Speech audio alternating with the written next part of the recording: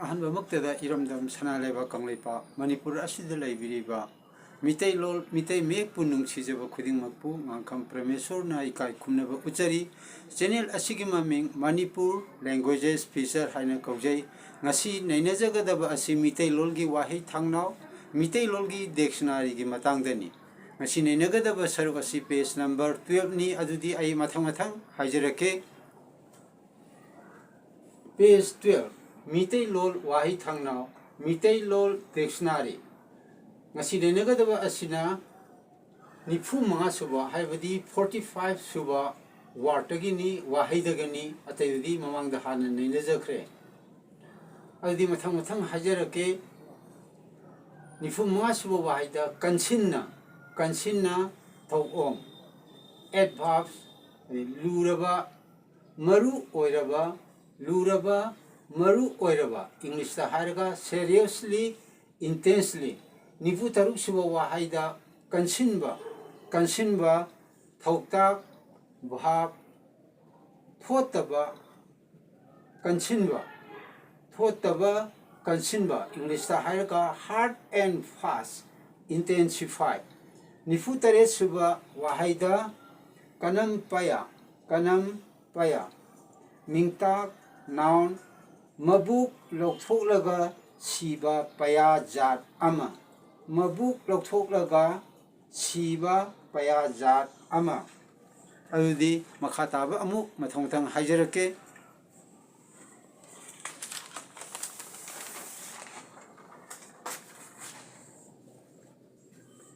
hasiki haigiba kanam paya haibudugi English ta word meaning di karamna haigidage haiba matamda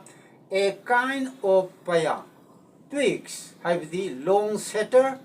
parts of bamboo used for binding masangda nifuni pansuba wahaida kanam paya masa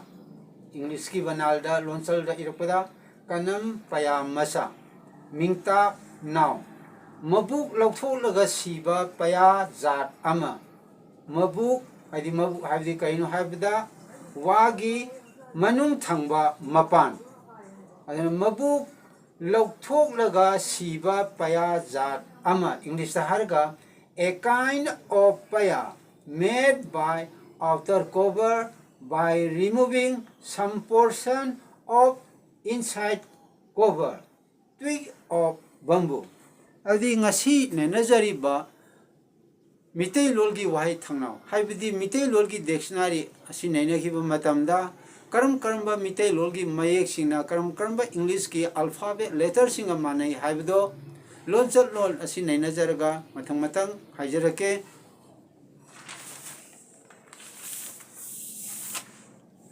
page number 2 ki ahum suba sarukta lol nainaba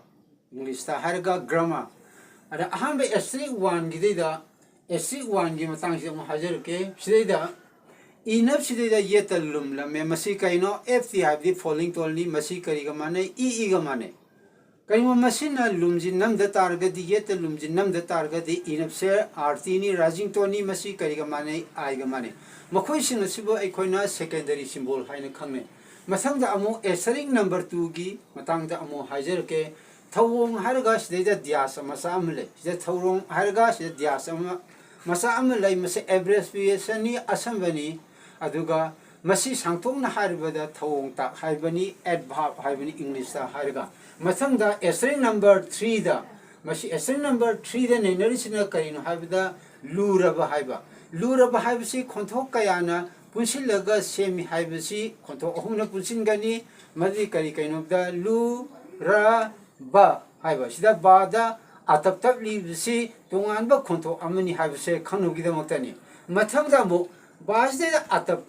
targadi luraba haibase khona kari haina pagi ne lurab haina khontogi khujing anida syllable anida lotion gi gani lu rap an English ta harga lu rap haina maramaduna lurab haina padanu gidamta haibidi khontogi khujing anida loidanu gidamakta bada atap libani maramaduna khoina hogi haje khiba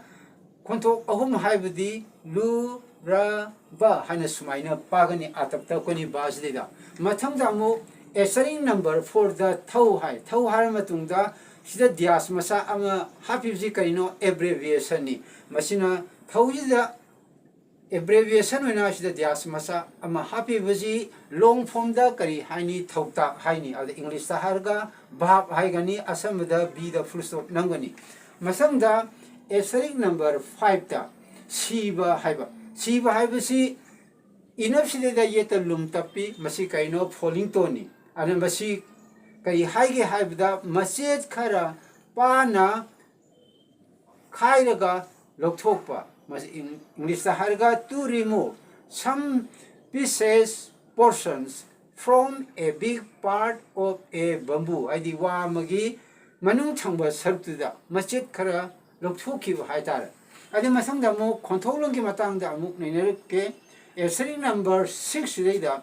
siba haibasi kaino habda siba haibasi masi kaino rising toni maram di kaino da inapta yeta lum tapte maram aduna masi khonto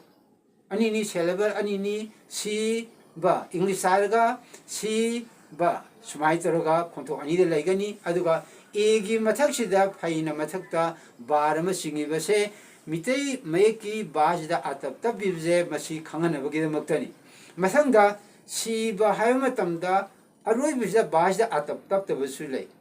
masi aikona makhada oina hajarake sigi matang asina kaino haima tamda khonthok kayana sagi gadage haibagi matang aduni sida hajari bise bada atap tap ta targa di mase sip haina khonthok amada lotion gi gani adu mathakta bajda atap tap targa di mase khonthok anina khangi madu kaino si ba sumai torga si ba haina khonthok anina loigani baramaduna bajida mayiki aroibda yauriba bajida atap tapkani karimba atap tap tatarga mase khonto anida loigadabda khonto amada loisan khigani makhagi asterisk sida masai ni yengsin gadabja amu yengsi sibada haimatamda ahan bagi jidi bajida atap tappe haidi mayiki aroibda leiba bajida atap tappe adu mayiki marakta leiba matamde mase bajida atap sijinade adun maramaduna sibada haiba matamda tonganba khonthok oitargasu syllable amu oitargasu da bada atap tapte haibadi mase baje haiba wai asigi marakta leiba mayekni aduna aikona parku matamda syllable ahum da haibadi sibada haina pagani adu badadi atap tapoi maramdi mase wahai amagi marakta leiba mayekni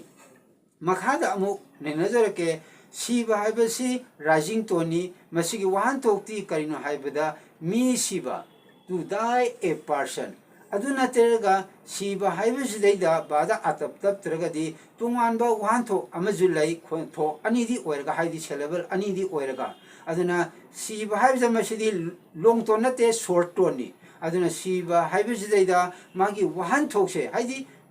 बाजेगे अरुबदा अतब याउद Targe मसी वान थोक्सी करी हाइना पाहदेदा ईश्वर अमगी ममिंग Lord Shiva अन Lord Shiva HYBE मतमदा बाजेदा अतब तते माना अरुब ओइ तारगजु